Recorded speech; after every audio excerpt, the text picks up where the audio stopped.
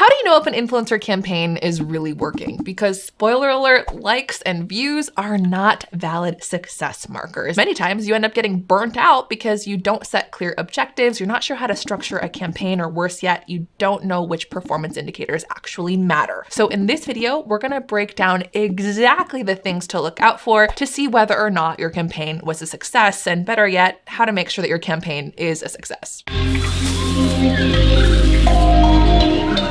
So you're working with an influencer on TikTok. How do you know that the campaign is really working? Before we jump into some meaningful measurables, I wanna make sure that you truly understand how TikTok works, which is pretty different from any other platform. When you log into TikTok, you actually have two different feeds. You have your following feed, which is just like every other platform, those people who you follow, but then there's the default feed, the For You feed. That's where people go first. And when your video hits the For You feed, you are guaranteed to get in front of people who have no idea who you are. Why is that important? Well, basically what it means is that every single time you throw up a video, you can't compare one video to the next because every single time it is a different audience. And so in that sense, you cannot guarantee virality or even a certain level of views with every single video, no matter how many followers that you have. And this is probably obvious, but you should absolutely have a conversation with your influencer about these objectives, expectations, and performance indicators so that they very much feel like they are on the same page as well. On TikTok, that video can wake up a day, a week, months, even years afterwards. And so make sure that in your terms,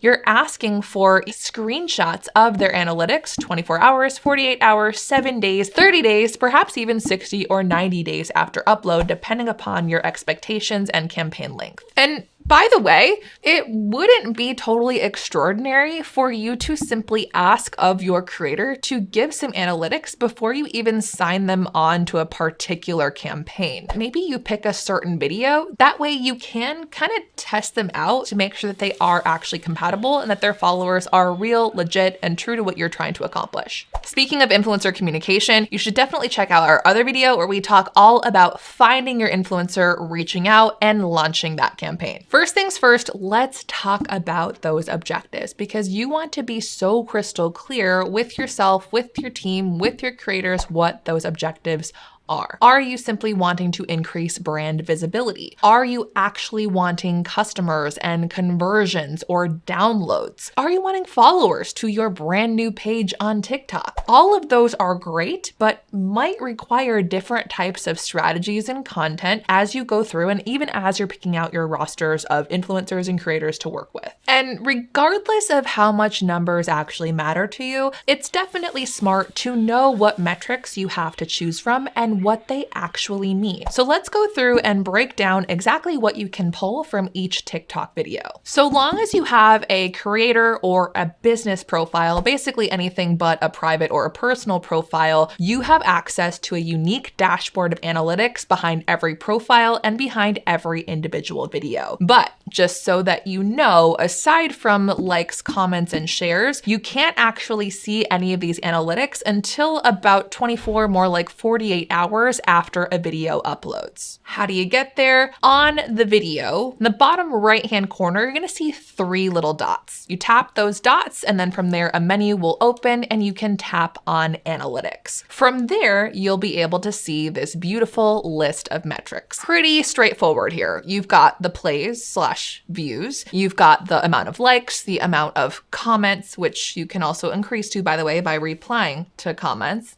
Little tip there. And then you have the shares. Those are all available to you immediately and instantly as soon as the video goes up, although they're not always accurately updated to the second. Now, after about 48 hours, you're gonna get more detailed analytics about watch time. And I would say that the 2 most important factors when it comes to TikTok are shares and or watch time. And if you get a lot of both, that's a good thing. I'll actually show you the difference between 2 videos that performed really well, one of which the watch time was longer, the views were higher, the other one was shared like crazy, but the watch time wasn't as strong. And in a perfect world, your watch time is actually longer than the video time itself. It means that your audience is watching that video not just once, but hopefully over and over and sharing it with everybody and their mom, and ideally doing a lot of that work for you, hence why the organic reach is so so strong on TikTok. So inside of the watch time area, you've got total playtime, you've got average watch time, you have who watched the full video, which chances are, if it's a video that performs well, this is gonna be higher than 25 or ideally 30%. And then you're gonna have the total reached audience. This one's always a fun one, and also how they calculate those averages, because it's interesting to be able to compare the number of unique people who watched the video and compare that to the total number of views to see really who is watching it over and over and over again. Now, here's where we're gonna get more advanced and where potentially some red flags could pop up, and that is figuring out where your traffic is coming from. This is in the section called Video Views by Section. And here you have 3 options: For You, Personal Profile, and Following. What do those mean? And more importantly, what do they mean for you? For You traffic means that your audience found the video through their For You feed. Now, if the For You percentage is 0, that's where there's a little bit of a red flag. You might need to do some type of a reshoot or even a re-upload because something in that video caused a miscommunication with the algorithm to deem that video as not suitable for public display. Now, when a video performs really exceedingly virally well, that For You traffic is going to be significantly higher than every other section. Another thing that you want to think about is that with these 3 sections, they're not each meant to get to 100%, but rather think of them like a pie. All of them are going to quantitatively add up to about 100 altogether. And as long as that For You traffic is above 0%, then that's a good thing. But if that For You traffic is really small or the smallest of them all, then that means that we might need to do some tweaking and strategy going forward. That following traffic, pretty straightforward. That means that people stumbled across that video going through that following feed. And then that profile traffic means that that audience stumbled across that video because they were going through and creeping through the profile. So perhaps it was actually another video that then led them to this particular video as they were binge watching through that creator's profile. Last but not least, you have a breakdown of region. And this is really important because we want to make sure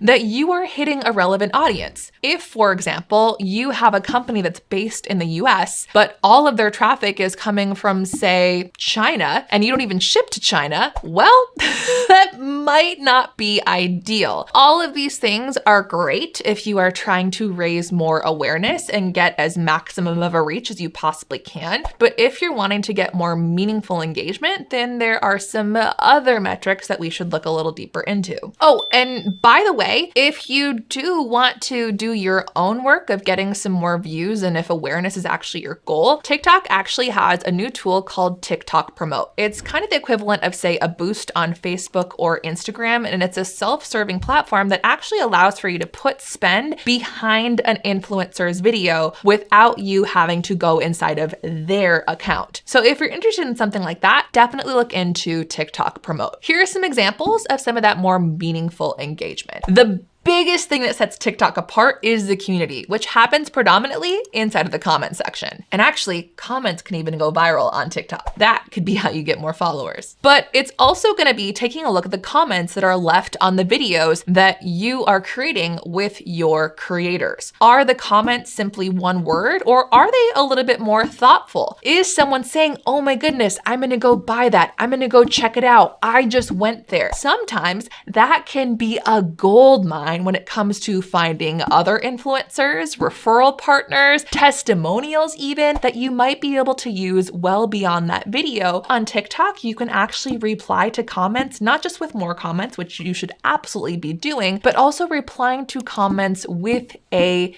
video. And that can take your campaign further with that particular creator too, and serve as awesome inspiration for future videos. And from one leader to another, sometimes capturing those comments can be great ways to boost team culture and camaraderie by giving each other a pat on the back of the product you've created, the influencer you picked, or overall how the campaign went. So when you see those warm fuzzies, make sure that you screenshot them, put them into a folder, and you can always save them for a team meeting or even for a future case study. The most meaningful metrics, of course, though, are those real results actually leading to conversions? It's possible that when working with an influencer, you do negotiate some type of a link in bio situation. From there, you're able to monitor what is going on in terms of downloads or sales or lead generations within a given time period, or by giving them a unique UTM or URL that is being tracked directly from their page. But here's the thing, and we talked about this a little bit earlier, a video can wake up days, weeks, even months after upload. Just keep in mind that it's actually better to create some sort of a call to action or just kind of a leave them wanting more scenario in the video, because a reasonable link in bio request is only about 24 to 48 hours. A week is really pushing it, and I don't know anybody who I would advise to agree to 30 days or more. And so just something to keep in mind when it comes to those conversions. They could be happening long after that agreed upon campaign. And now let's talk a little bit about those red flags. Now,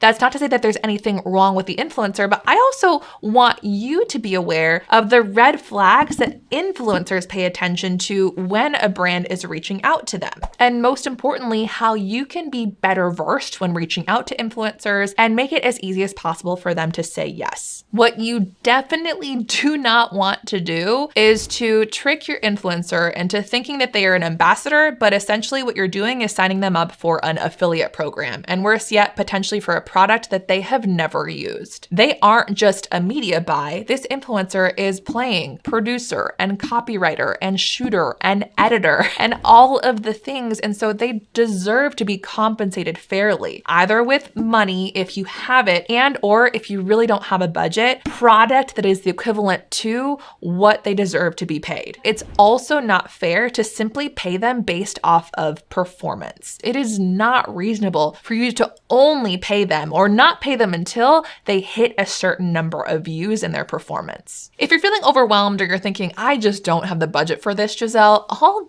good, because our next video is all about how you can use your own business and influence and face to leverage the power of TikTok.